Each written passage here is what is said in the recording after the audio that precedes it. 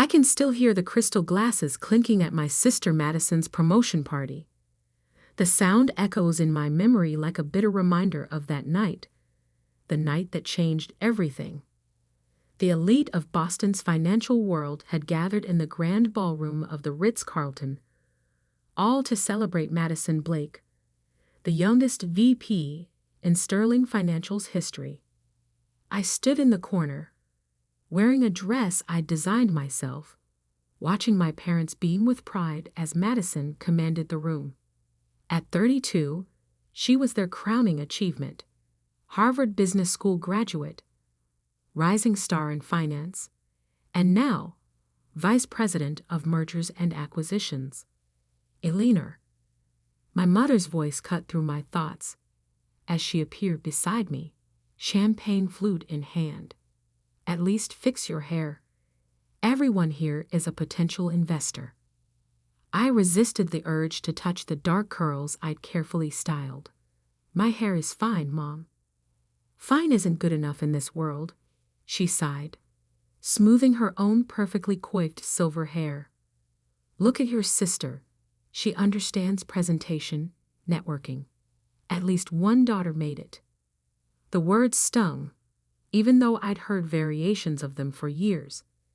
Ever since I'd turned down a position at a prestigious consulting firm to start my own business, I'd been the family disappointment.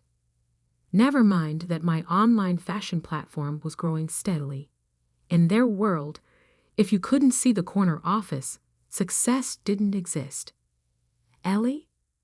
Madison's voice carried across the room as she approached, her Louboutins clicking against the marble floor. Come meet Richard Sterling. He's interested in hearing about your little website. I forced a smile as she dragged me toward a distinguished-looking man in his 60s. Richard Sterling owned half of Boston's financial district, including the building where Madison now had her corner office. So, he said, peering at me over his glasses, Madison tells me you run some sort of fashion blog? Actually, I started. Stitch and Style is a technology platform that connects independent designers with... Oh, how fun, he interrupted, already looking past me for someone more important. A hobby business. Well, keep at it. Not everyone can be as driven as your sister. Madison's laugh tinkled like the crystal glasses. Ellie likes to do her own thing. But enough about that. Did you hear about the Maxwell merger? I excused myself and headed for the bar, needing something stronger than champagne. The bartender had just handed me a gin and tonic when I overheard two men in suits talking nearby. The numbers on the Maxwell deal seemed too good to be true, one muttered. Everything about Sterling's golden girl seems too good to be true, the other replied. But who's going to question success? I filed the conversation away, along with the dozens of other whispers I'd been collecting over the past year. Something about Madison's meteoric rise didn't add up, but nobody wanted to look too closely at a winning streak. My phone buzzed. A notification from my company's analytics dashboard. Another spike in user engagement. While Madison worked in her glass tower moving imaginary millions around, I was building something real. Not that my family would ever understand that. Still checking your Instagram likes. Madison appeared beside me, her smile sharp. You should really think about getting a real job, Ellie. I could put in a word at Sterling. I have a real job, I replied evenly. In fact, we just closed our series of funding round. Her perfectly shaped eyebrows rose slightly. Oh, someone actually invested in your little project. Several someones. We raised $12 million. For a moment, her mask slipped. Something dark flashed across her face before the smile returned. How sweet. Well, don't let it go to your head. The tech bubble always bursts eventually. She sauntered away to rejoin her admirers, but not before I caught a glimpse of something else in her expression. Fear.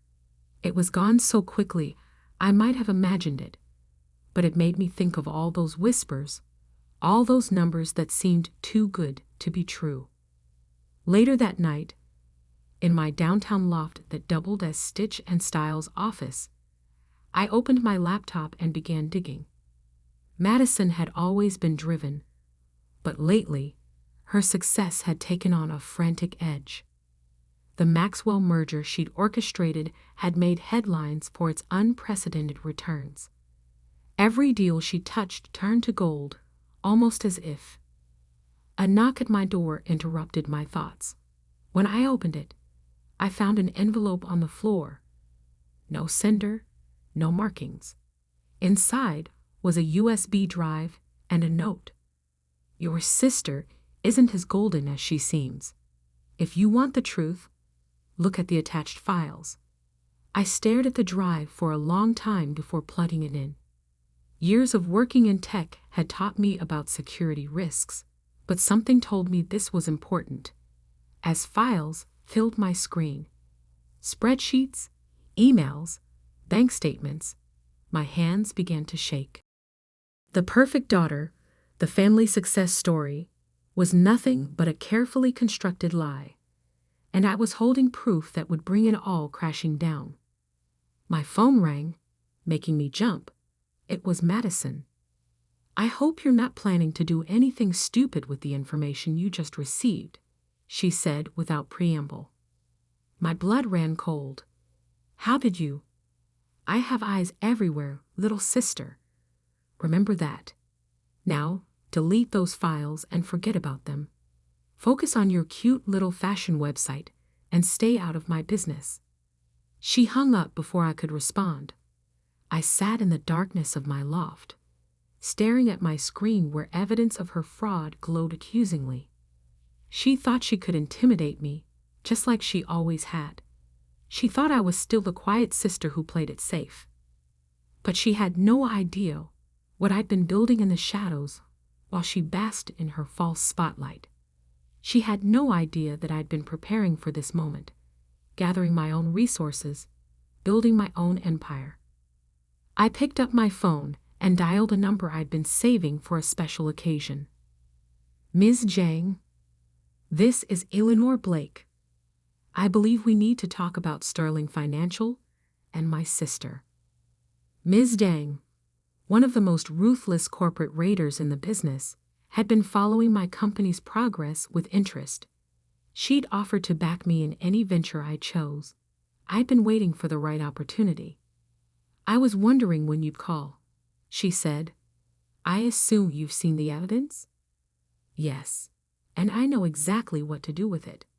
As I hung up, I looked at the photo on my desk, our family at Madison's college graduation, everyone beaming at her while I stood in the background. That dynamic was about to change, but not in the way anyone expected. Madison thought she was the only one who knew how to play the game. She was wrong.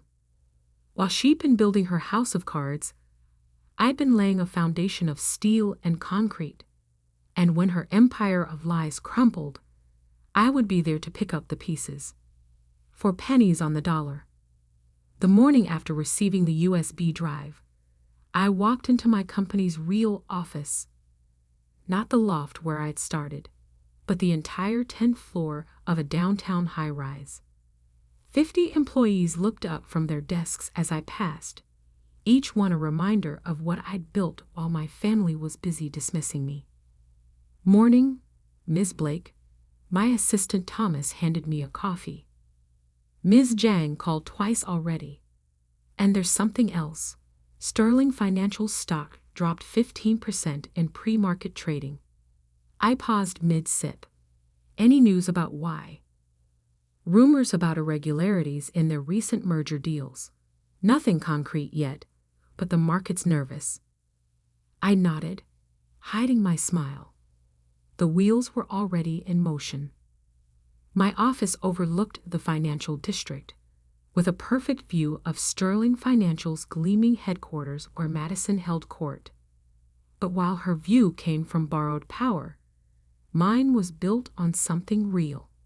Stitch and Style had revolutionized the fashion industry, connecting independent designers directly with manufacturers and consumers. We weren't just a platform. We were changing how the industry worked. Thomas, I called out, set up a meeting with our legal team and get me everything you can find about Sterling Financial's holdings, especially any distressed assets they might need to offload quickly. He raised an eyebrow but didn't question me. That's why I had hired him. He understood discretion. My phone buzzed with a text from Mom. Have you seen the news about Sterling? Your sister needs family support right now, not whatever scheme you're plotting. I deleted it without responding. Of course, she assumed I was plotting something. In her mind, I was always the jealous sister, never the successful one. The evidence on the USB drive had revealed the ugly truth behind Madison's perfect facade. She'd been cooking the books for years, inflating profits, hiding losses, and paying off auditors. The Maxwell merger that had made her famous, built on fraudulent valuations and insider trading. But I wasn't interested in exposing her. Not yet. I had bigger plans. Ms. Blake, Thomas appeared in my doorway. Your sister is here. Madison stormed in, her designer suit slightly wrinkled, a detail that spoke volumes about her state of mind. What did you do? She hissed, throwing a financial report on my desk. Our stock is in free fall. I leaned back in my chair, studying her. The perfect mask was cracking. I haven't done anything, Madison, but it seems the market is finally asking questions about those amazing returns of yours. Don't play innocent. Someone's been feeding information to our shareholders. Trading patterns show massive shorts being placed last week, right after you got that USB drive. I smiled. Sounds like you have a leak. Maybe you should focus on that instead of accusing your unsuccessful sister. Listen carefully. She leaned across my desk, her voice low and dangerous. If you try to destroy what I've built, I'll make sure everyone knows about your own creative accounting. My laugh caught her off guard. My accounting? Please, go ahead. Audit every penny. Unlike you, I actually built something real. Real? She scoffed. You sell dresses on the internet. No, I created a technology that's revolutionizing an entire industry. But you'd know that if you or our parents ever bothered to understand what I do. She straightened up, adjusting her jacket. Just stay out of my way, Ellie. You're playing a game you don't understand. After she left, I opened my laptop and sent an email to Ms. Jang. Time for phase 2. The next week was chaos. Anonymous tips to financial regulators triggered a formal investigation into Sterling Financial. Madison appeared on CNBC, defending their practices, but the damage was done. Their stock dropped another 30%. I watched it all from my office, remembering every dismissive comment, every family dinner where my achievements were ignored in favor of Madison's latest triumph. Ms. Blake, Thomas interrupted my thoughts. The board of Sterling Financial just called an emergency meeting, and your mother's online one. I picked up the phone, already knowing what I'd hear. What have you done?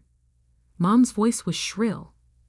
Your sister's career is being destroyed, and you're just sitting there watching. Actually, I replied calmly, I'm not just watching, I'm buying. What? Sterling stock. My company has been acquiring shares all week. At these prices, it's quite a bargain. Silence. Then, you planned this. You're trying to take over Sterling Financial. No, Mom. Madison destroyed Sterling Financial. I'm just here to pick up the pieces.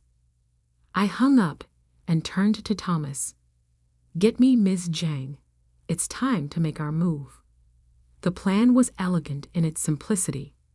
While Madison had been building her house of cards, I had been quietly amassing resources. Stitch and Style's success had given me significant capital, and Ms. Zhang's backing provided the rest. Now, with Sterling's stock in free fall, we could acquire controlling interest for a fraction of its real value. But first, the final blow had to fall. I opened the USB drive and began forwarding its contents to federal regulators. Within hours, the story broke across all major news networks. Sterling Financial BPACUSED of massive FRAD. Madison Blake.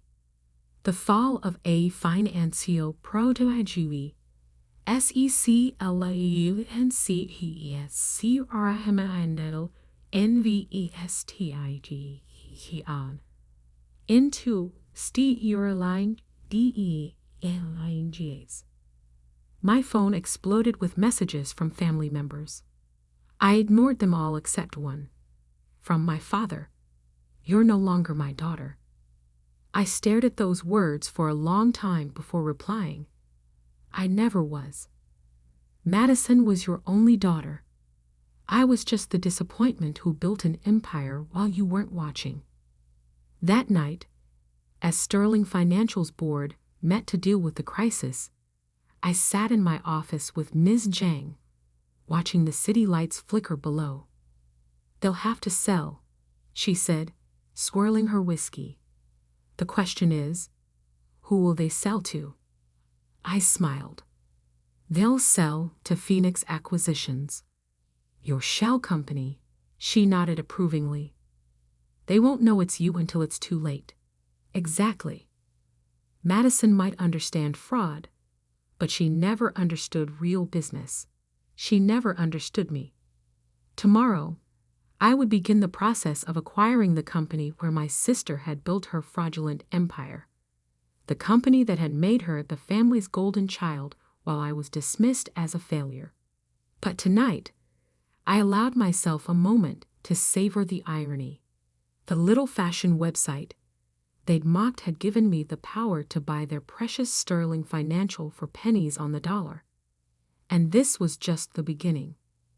The morning of the Sterling Financial board meeting dawned bright and cold.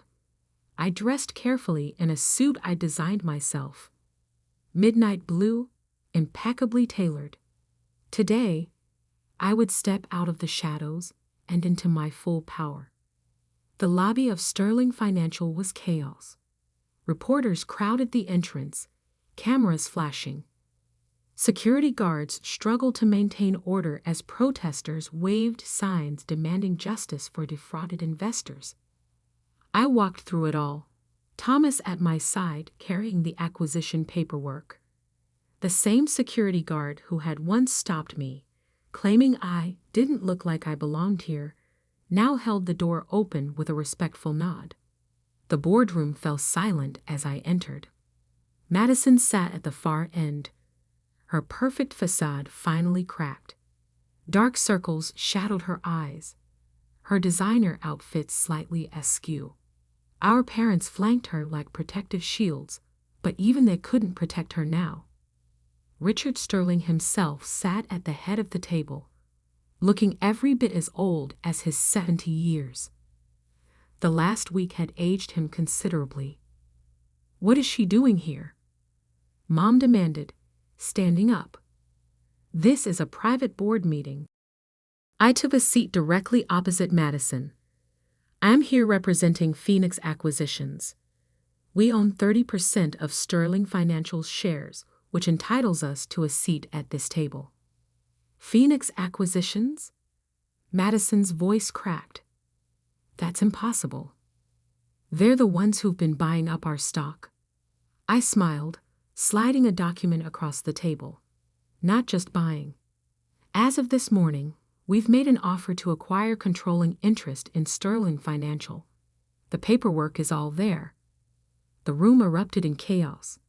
Board members frantically flipped through the documents while Madison stared at me, realization dawning in her eyes. "You," she whispered.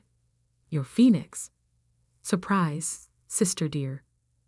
Richard Sterling cleared his throat. "The offer appears legitimate. Given our current situation, the board must consider it. You can't be serious." Madison slammed her hand on the table. "She orchestrated this whole thing. She's trying to steal my company." "Your company?"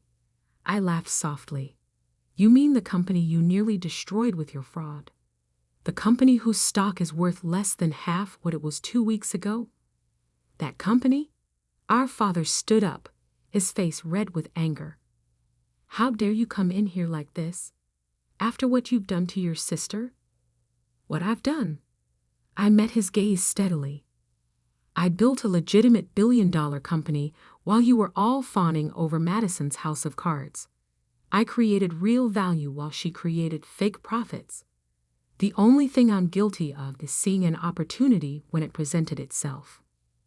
"The board needs to discuss this privately," Richard Sterling announced. "Ms. Blake, both Ms. Blakes, please wait outside." In the hallway, Madison grabbed my arm. "Why? Why did you do this to me?" "To you?" I pulled free from her grip. "This isn't about you, Madison. It never was. This is about building something real, something lasting, something you never understood. I built something real. I was successful. You built a pyramid scheme in a designer suit." I corrected her. "And now, it's crumbling, just like every house of cards eventually does." Our mother approached, her heels clicking angrily on the marble floor. "Your father and I will never forgive you for this betrayal." I smiled sadly. "Like you never forgave me for choosing my own path, for building something you couldn't understand or control. I stopped needing your forgiveness a long time ago." The boardroom doors opened. Richard Sterling emerged, looking grave. "The board has voted to accept Phoenix Acquisition's offer," he announced. "Given the circumstances, we feel it's in the best interest of our shareholders." Madison crumpled into a nearby chair, her perfect world finally shattered completely. I turned to Thomas. "Please escort the former VP to clear out her office and call security. I want all her files preserved for the federal investigation." "You can't do this," Madison shrieked as security approached. "This is my company." "Not anymore," I replied calmly. "Oh, and Madison? The corner office has a lovely view. I think I'll keep it." Over the next few hours, I watched from my new office as Madison was escorted from the building, carrying a box of personal items. Our parents left shortly after, not even glancing up at my window. My phone buzzed. A text from Ms. Jang. "Beautifully executed. Your sister never saw it coming." I smiled, remembering all those family dinners where they dismissed my little website. Now Stitch in Style was worth billions, and I'd just acquired one of Boston's oldest financial institutions. The next morning, the headlines told the story. Tech H-E-N-T-R-E in your EQIRES STERLING financial Eleanor BLAK from Fayion STRTUP to financial POWERATOUSE Sterling SVANDAL 1 STER falls as annual data rises. A week later, I received an invitation to a family dinner. I almost laughed at their predictability. Now that I'd proven my success, they wanted to reconcile. I sent back a simple response. Too busy running 2 companies. Maybe next time. Madison eventually pleaded guilty to multiple counts of securities fraud. She served 5 years in a minimum security prison. Our parents sold their house to pay legal bills and moved to Florida. where they presumably still tell everyone about their successful daughter. Only now they mean me, though they never mention how I achieved that success. As for me, I merged Sterling's legitimate assets with my tech empire, creating something entirely new. The same analysts who once dismissed me as a fashion blogger now write lengthy profiles about my business genius. But the real victory wasn't in the acquisition or the headlines. It was in proving that success doesn't always wear a designer suit or work in a corner office. Sometimes it builds quietly, steadily, until it's strong enough to reshape the world. Last week, I received a letter from Madison, newly released from prison. "I understand now," she wrote.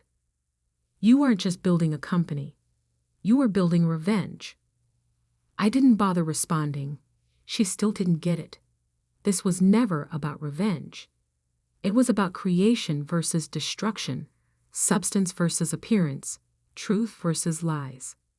In my new office, high above Boston's financial district, I keep a photo from Madison's promotion party, the night she was celebrated while I stood in the corner, supposedly jealous of her success. I keep it to remind myself that true power doesn't need to announce itself. It builds in silence, grows in shadow, until it's ready to step into the light. Sometimes I think about that night, about Mom's words. At least one daughter made it.